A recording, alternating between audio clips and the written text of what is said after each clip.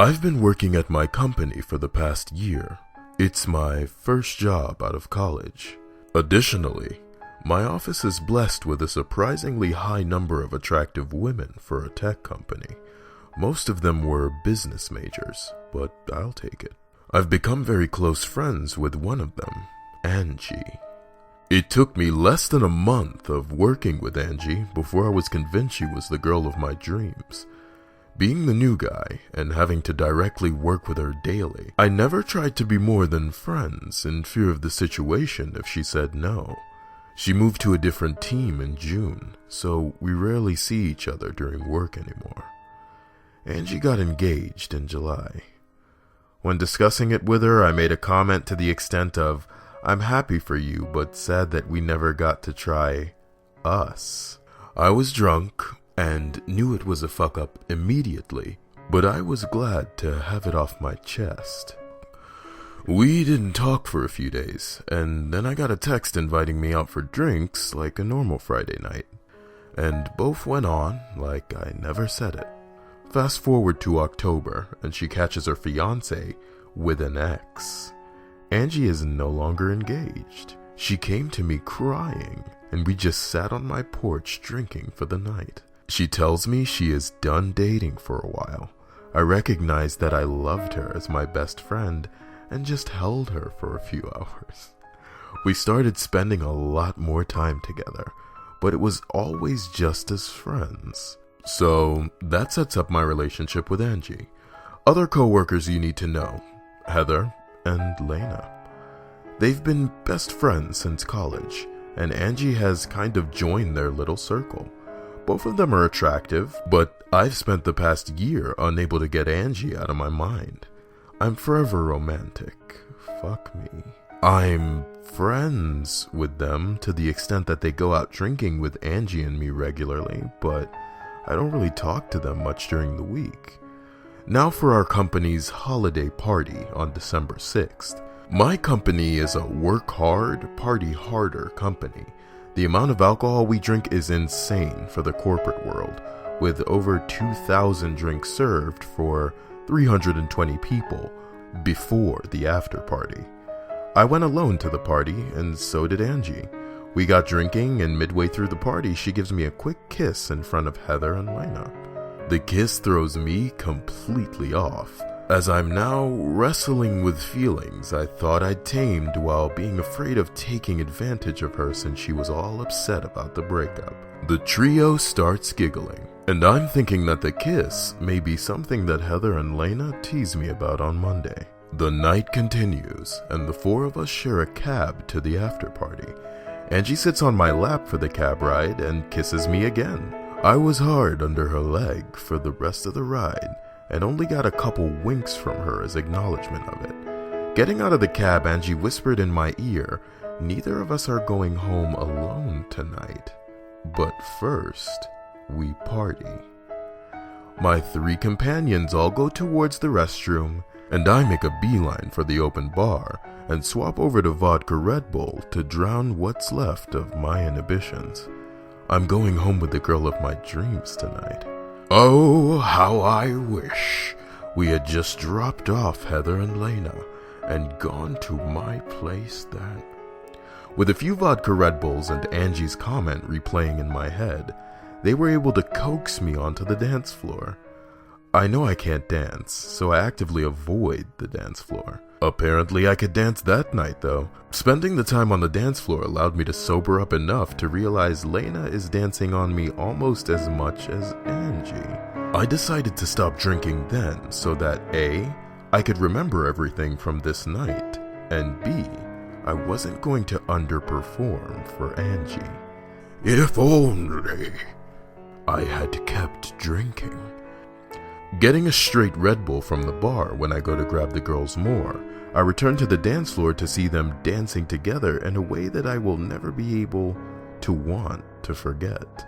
I step back and watch for a few minutes. Oh, how I wish I'd rushed back out there with their drinks for Frodo. While watching, I see Heather kiss Lena. I knew Heather was bi, but I never thought about Lena. Heather then kisses Angie, and I damn near drop the drinks. I believe I operated with a low blood supply for organs above my belt for the rest of the night. When I get to them with their drinks, Heather downs hers and kisses me. I thought it was going to ruin everything between me and Angie, until Angie ran her hand across my arm and I saw she didn't object. I'm now convinced I'll never have a better night than tonight. I pull away and suggest to Angie we say our goodbyes, meet outside, and head back to my place. I knew what I was hoping for, but only expected Angie to join me. My life would be so much easier if I did not get what I had been hoping for.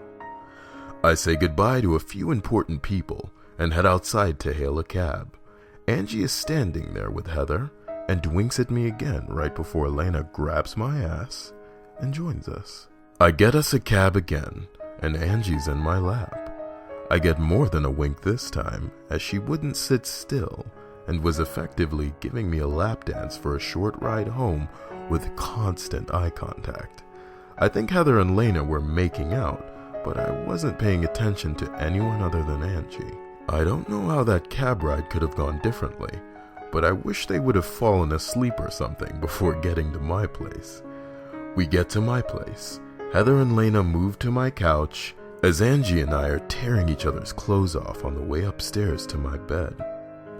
Why couldn't I have locked the door? I'm on top of Angie when I feel extra hands touch my back. Raw excitement and realizing that I didn't misread any of the earlier cues cost me my condom. My last condom. Angie whispers that she's on the pill, and it's game on for a foursome I'll forever cherish and regret. The next morning, I wake up with 3 beautiful women in bed, and I felt like a Greek god for the first time in my life. After brunch, Heather and Lena both kiss me goodbye and get into a cab. Angie and I have been dating since that night, and she is everything I imagined her to be. I spent most of December thinking I'm the luckiest guy on the planet. I got the girl of my dreams, and it got serious after a 4-way. While most of the office knows Angie and I are dating, almost no one knows the true events of that night, so it hasn't really changed anything at the office. I've been talking to Heather and Lena more often though. Fast forward to Tuesday. Angie and I are driving to my parents' house for Christmas. We went to hers for Hanukkah. When I get a distressed call from Heather over Bluetooth, so Angie is part of the conversation too. Heather is pregnant. I'm the only man she's been with this year, so she hasn't been taking the pill. Fuck. Angie is the first to start crying, and I pull over before I am tempted to take the car into incoming traffic. We sit there and talk for a half hour before cooler heads prevail, and we agree that Angie and I will leave early and be back early Friday. We'd have turned around immediately, but keeping my parents oblivious will make it much easier. Angie and I talk for the remaining hour of the drive, and she says she's not mad at me since the 4-way was her idea, and we'll get through this. My parents pick up that I was stressed, but we managed to pass it off as stress from corporate politics. Then there's today, Christmas. I get a call from Lena when I'm out alone with the dogs. Lena is pregnant. She doesn't know about Heather, or at least doesn't mention it.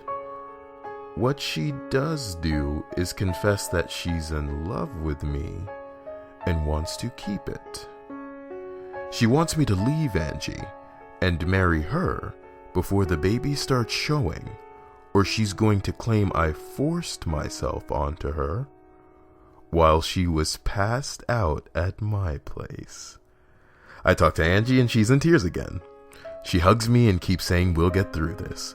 I bring in my uncle, also my lawyer, to address her threat and says so long as Heather tells my side of the story, I'll be fine.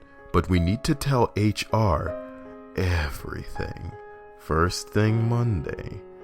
Angie was holding my arm, crying into my shoulder the whole time, but she agreed. The last 48 hours has been an emotional roller coaster, and it didn't look to be ending anytime soon. P.S. No, I didn't bat 3-3. Let's just say I didn't enjoy Hanukkah as much as I wanted. Too long didn't read? Well, my God, aren't you glad I read it for you? You know there's more of this too? Oh my God, the updates though.